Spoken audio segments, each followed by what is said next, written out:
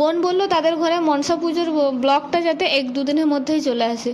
Long ভিডিওটা তো মানে দেওয়া পসিবল নয়, কারণ এডিট করতে বা তারপরে ভয়েস ওভার দেওয়া সব কিছু করা একটু টাইম লাগবে। আর তারপর রাইকে নিয়ে তো মানে এইসব কিছু করা আমার সম্ভবই হয়ে ওঠে না। আজকাল লং ভিডিও আমি দিতেই পারি না, মনে হয় মানে দিতেই পারি না, খুব কম দিই। লং কি শর্টসও দিতে পারি না, রাইকে নিয়েই আমার সারাটা দিন কেটে যায়, এরকম একটা পরিস্থিতি।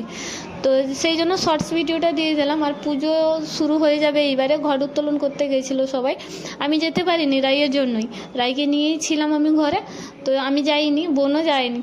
তো ভিডিও করা হয়নি, ঘট উত্তোলনের ভিডিও তো করতে পারিনি। এই যে এবার ওনারা সবাই এসছেন, পুরোহিত নিয়ে দাঁড়িয়ে আছেন ঘট নিয়ে। তো পুজো আরম্ভ হবে এইবারে, ঘট তো চলে এসছে, এরপরে একটু মানে সব কিছু গোছগাছ করার পর পুজো আরম্ভ হবে, তো সেটা দেখাবো। আর ঘট উত্তোলনের পরই যেহেতু আমাদের উনান ধরে, তো রান্নাবান্না চলছে এবার। ঘট যেহেতু উত্তোলন হয়ে গেছে, তো রান্নাবান্না হলে সন্ধেবেলা আবার খাওয়া দাওয়ার ব্যবস্থা আছে, তো সেইটা সব করতে তো একটু আগে থেকেই করতে হয়। আর রান্নাকারীকে বাবা একটু হেল্প করছিলেন। আর এখানে এই যে আমি ভিডিও করছি, আর সাইডে অনেকেই আছে, তো সেগুলো আস্তে আস্তে দেখাচ্ছি। আর এদিকে এই যে দেখুন, ময়দা মানে মাখা হবে বলে ময়াম দিয়ে ভালোভাবে মাখিয়ে রাখা হয়েছে। আর এদিকেও পুজো শুরু হয়ে গেছে। এই যে